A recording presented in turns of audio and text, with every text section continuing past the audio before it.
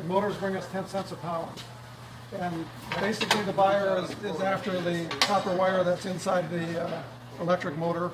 And in this particular case with the skill saw, they would also be interested in the aluminum housing.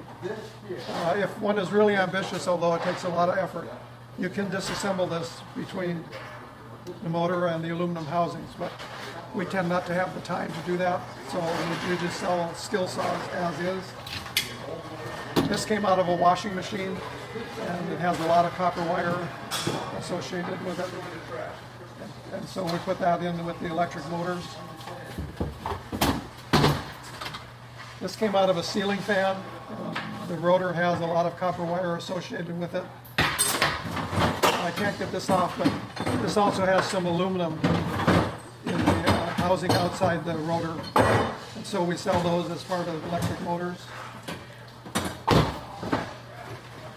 The last thing we throw in with the electric motors are power tools.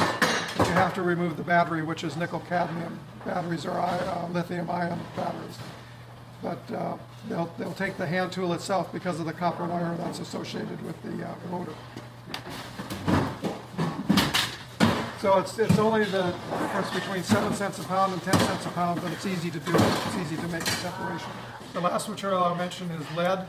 We do get lead in the form of weights from tires and weights from fishermen, and just lead from safety purposes. So we do separate out lead, and we also get a number of lead acid batteries from automobiles, lawnmowers, and charging kits. And so lead, clean lead brings 70 cents a pound, and auto batteries bring 30 cents a pound. So we do make an effort to keep those materials separated from the iron.